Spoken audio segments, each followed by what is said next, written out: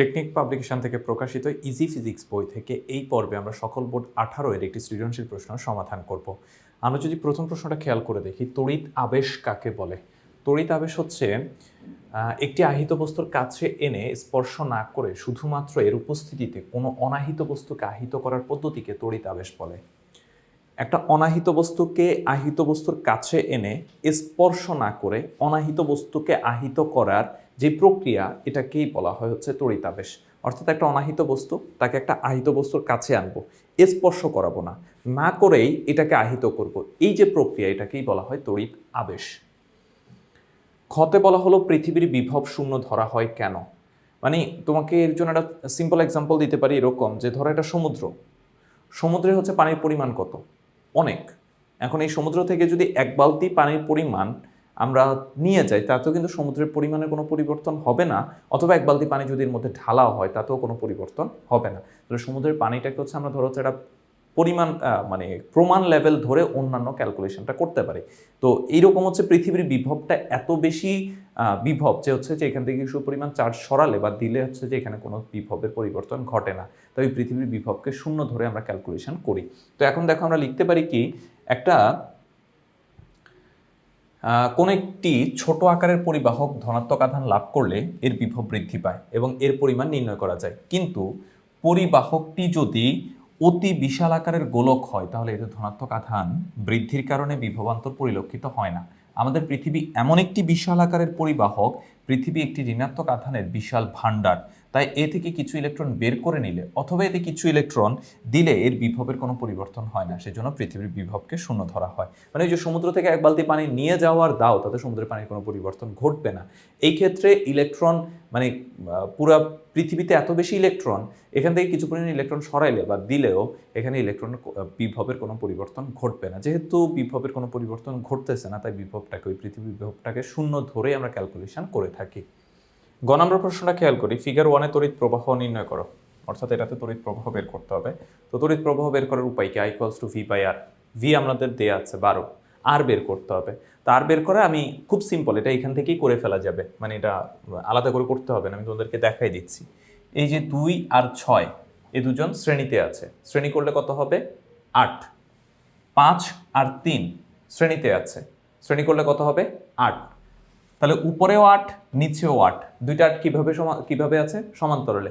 সমান্তরাল করলে হচ্ছে 4 হবে। সমান্তরাল করলে কত হবে? 4 হবে। তাহলে যেহেতু তড়িৎ রোধের পরিমাণ 4, তাহলে আমরা এখান থেকে I সমান হিসাব করতে পারি I = V/R। ভি এর মান কত? 12। আর এর মান কত? 4। তাহলে I হচ্ছে 3 অ্যাম্পিয়ার। এটাকে আলাদা করে আর করতে হলো না, আমি তোমাদেরকে বলে দিচ্ছি বা বুঝাই দিলাম যে এইটা আর এটা শ্রেণীতে আছে, শ্রেণী করলে কত হবে? 6 আর 2 8, 5 আর 3 শ্রেণী করলে 8, 8 আর 8 সমান্তরাল করলে হচ্ছে 4।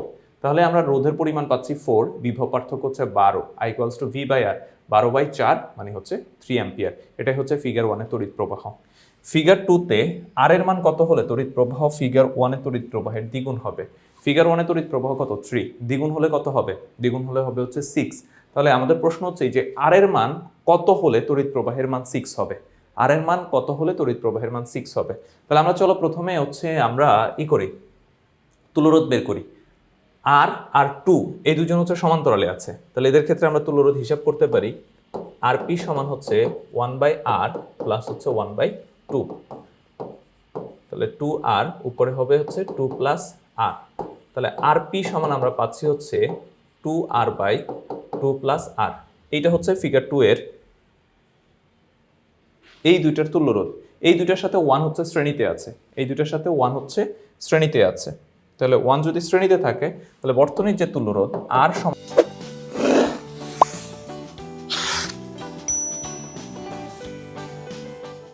হচ্ছে RP প্লাস হচ্ছে 1। RP এর পরিবর্তে লেখা যাবে হচ্ছে 2R/2 + R প্লাস হচ্ছে 1। তাহলে এখান থেকে আমরা লসাগু করলে 2 + R উপরে হচ্ছে 2R প্লাস হচ্ছে 2 + R। তাহলে এখান থেকে R সমান কত পাচ্ছি আমরা?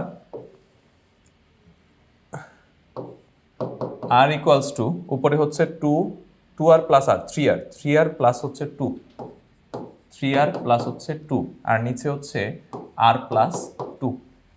এখন আমরা জানি তড়িৎ প্রবাহ I ইকুয়ালস টু হচ্ছে V/R। আয়ের মান কত, ওইটার দ্বিগুণ হতে হবে।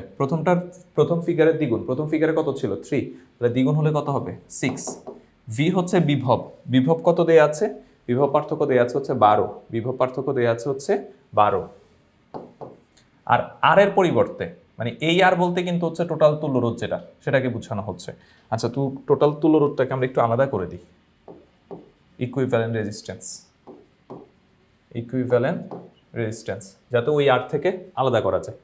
তো এই ইকুইভ্যালেন্স রেজিস্ট্যান্সের পরিবর্তে আমরা লিখতে পারি হচ্ছে 3R প্লাস 2/R প্লাস হচ্ছে 2।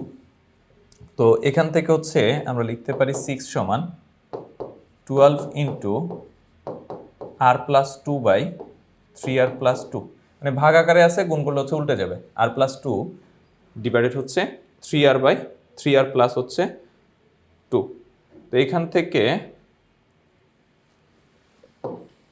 আমরা যদি ক্যালকুলেশন করি 6 সমান হচ্ছে 12R প্লাস হচ্ছে 24 ডিভাইডেড হচ্ছে 3R প্লাস হচ্ছে 2। এই যে 12 যেটা ছিল 12 এর সাথে এটাকে গুণ করে দিয়েছি, 12 ইন্টু আর প্লাস হচ্ছে 12R, 12 ইন্টু 2 মানে হচ্ছে 24R।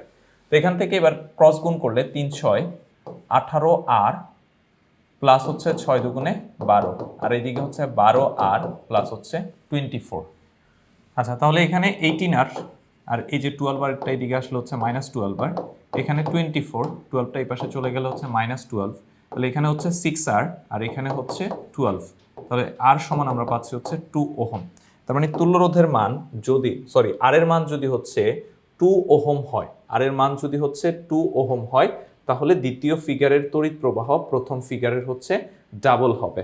তাহলে এখন দেখো আমরা আরেকবার একটু যদি করি বা আরেকবার যদি তোমাদেরকে দেখিয়ে দিই, তাহলে আমরা প্রথমে হচ্ছে এর তুল্যরোধ বের করেছি।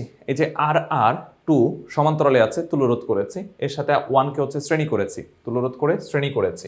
তাহলে আমরা এই ক্ষেত্রে যে তুল্যরোধটা পেয়েছি সেটা হচ্ছে যে প্রথমে 1/R প্লাস হচ্ছে 1/2, তো এখান থেকে তুল্যরোধ করলে আমরা পাচ্ছি হচ্ছে 2R/2 প্লাস R। এরপর হচ্ছে যে 1 কে শ্রেণী করলাম, শ্রেণী করলে আমরা এই ক্ষেত্রে পাচ্ছি 2R plus 2 plus R/2 plus R বা 3R প্লাস 2/R প্লাস হচ্ছে 2। এখন আমরা জানি কি I সমান হচ্ছে V/R। আয়ের মান কত, আয়ের মান হচ্ছে প্রথম ফিগারের দ্বিগুণ, প্রথম ফিগারে I ছিল 3, তাহলে এই ফিগারে আয়ের মান কত হবে 3 দুগুণে 6, তাহলে আয়ের মান 6। 12 বিভবের মান 12 বলা আছে, আর ইকুইভ্যালেন্স রেজিস্ট্যান্স এটা বসিয়ে দিলাম। তারপর এখানে কি হচ্ছে, উপরেটা ঠিক আছে, ভাগ থেকে গুণ হওয়ার জন্য উল্টে যাবে, R প্লাস 2/3R প্লাস হচ্ছে 2। এখন এই 12কে উপরে গুণ করে দাও, 12R প্লাস হচ্ছে 2 আর নিচে হচ্ছে 3R প্লাস হচ্ছে 2। এখন যদি ক্রস গুণ করি 3 6 18 প্লাস হচ্ছে 6 দুগুণে 12 ইকুয়ালস টু 12R প্লাস হচ্ছে 24। তাহলে 18R থেকে হচ্ছে 12R মাইনাস হবে, আর এদিকে 24 মাইনাস হচ্ছে 12, তাহলে 6R সমান হচ্ছে 12 বা R সমান হচ্ছে 2 ওহম।